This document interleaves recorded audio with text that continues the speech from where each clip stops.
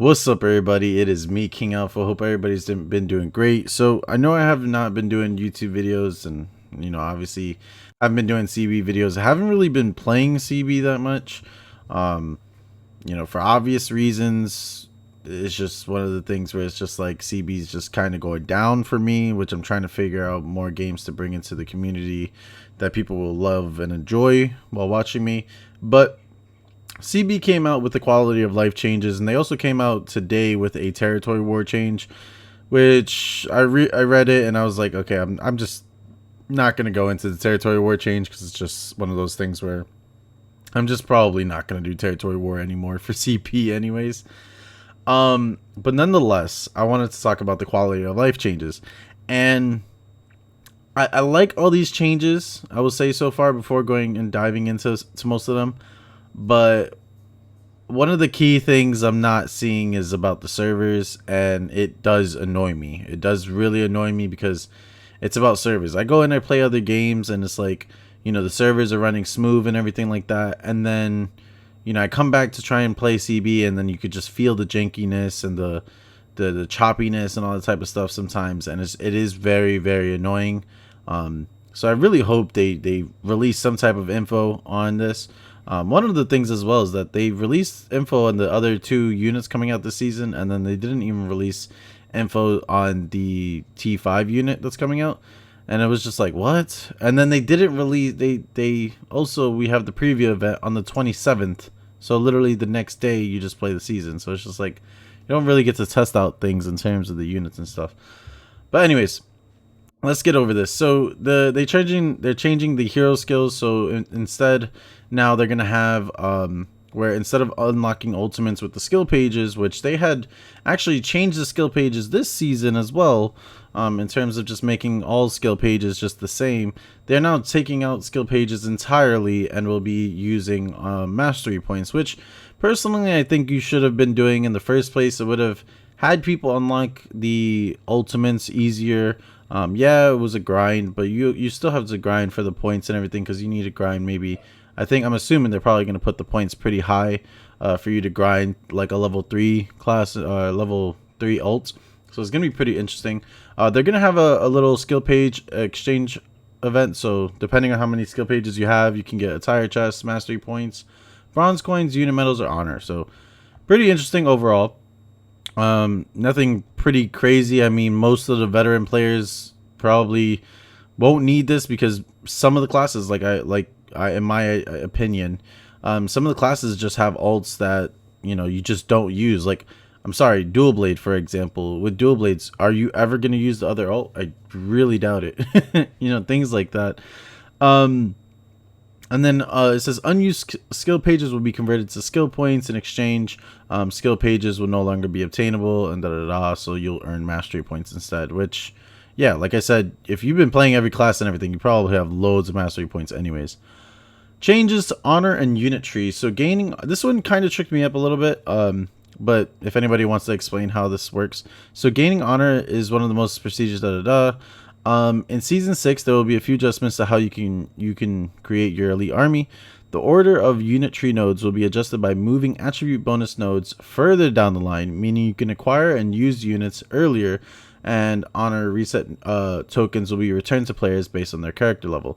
So I think what this means is that basically, instead of you having to do the little honor nodes in between each of the units, now that I'm like really thinking about it, instead of you doing the honor nodes in between the units to, like, for example, if you want to unlock Imperial Pikemen, you have to get the pikes, and then you have to get there's like a little honor node before it that's like 7,500, and then you got to get the Imperial Pikes.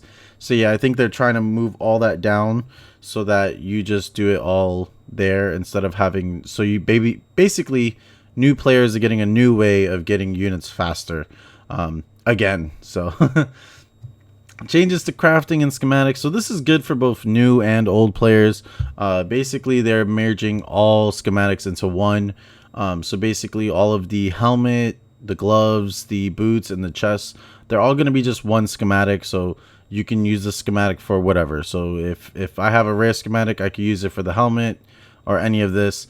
and it goes for all of it. So you don't have to keep getting a helmet schematic or a glove schematic. You could just only have, you know, one schematic of each. So yeah, that's the new thing for that. Same with the epic stuff. So pretty interesting. I mean, that's good for crafting, I guess, but I guess that'll hurt the market more or less. I don't know. Who knows? Changes to personal history and unit training plans. So they're basically going to merge both of these items into a secret training missive. So resetting hero attributes and unit nodes will require this new item. So I'm curious because both of these actually did require you to use what's it called, sovereigns. So I'm curious on how this is actually going to change.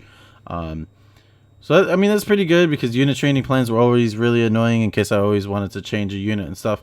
But I guess the biggest thing out of the whole thing is the fact that in season 7, 5-star units had high leadership requirements, which many players found to be limiting strategies in battles. Therefore, the leadership requirements of 5-star and some 4-star units will be reduced by around 5 to 30 to help diversify your armies, which is actually pretty good. But the only thing that is actually scaring me about this is the fact that a lot of people right now probably have really high leadership anyways. So are we gonna start now seeing like two 5-star units and a purple unit and things like that? Because it says up to 5 to 30 leadership. So, and they're talking about 5-star and 4-star. So I don't know what that exactly that entails. I mean, it is nice though because of the fact that I would like to see a more diversified units in battles. I feel like everybody uses the same units in the higher end games. Everybody uses the same units. And it's just like you're not seeing like the cool units being changed and everything like that. Like, you know, everything's about the straight meta. So it's like, if this can actually happen where you can bring in maybe even 4 4-star units, or you could bring in 2 5-star units and a purple unit and maybe even a green unit, that would be crazy. Because then the battles will be a bit crazier, you know what I mean? And people won't be scared to lose like maybe their units in terms of like the gold units and things like that. Because I know that's one thing, is that it gets to the point sometimes where it's just like you're so scared that you're going to lose your gold unit without getting a good output on the unit. And, you know, it's better to be like, okay, I'm just going to use a triple purple unit, if, you know, like triple purple units, because of the fact of that. So that is pretty interesting. Also, they are going to be buffing up the Keshiks and the Cataphracts, which I think it's deserved. It's really deserved. I know it's Cav, but we have so much to stop Cav right now. And even though Cav is very annoying when it gets spammed, I think these two units, they really got nerfed to the ground, and then just never fixed again, not even really buffed and stuff like that. So I'm hoping they don't do too crazy of a buff, but I hope they do something like they did with Iron Reapers and making these units at least more viable and not entirely just like super overpowered and things like that. So pretty interesting. But like I said, guys, most of these changes, you know, they're great, but still I really would have loved to see something about the actual servers. And then I also I want to see some more things to pull veteran players back into the game. I feel like a lot of these changes don't really pull veteran players back into the game. Obviously, servers is one of the things veteran players are tired of, but like, I don't know, other things that make veteran players feel like, okay, you know, I'm not just grinding the game just to, you know, do skill pages and get units and stuff and all that type of stuff. Like, I would like for veteran players to get more of, because they've been doing it every season where it's just like they're helping new players, but they're not keeping their old players, which is, you know, the big fan base. Because new players, they could join the game and then leave immediately, and then you have older players that they try and stick with the game as much as possible, and then eventually they just get pushed over to the edge, and then they go play other games and everything like that. Same like me. So yeah, but anyways, let me know what you guys think about these changes. Pretty crazy, definitely, especially the fact that the Keshiks and the Cataphracts are getting changed, and then as well as the leadership stuff, which is pretty cool. I really want to see, I hope, for example, Silidars get like a 30 leadership reduction. That would be amazing, from 350 to 320, but we shall see. And I will see you guys later though, guys. Let me know what you guys think. But yeah, I will keep you guys updated, and when the new units do come out and everything, I'll be doing a little preview event and things like that. So deuces, boys.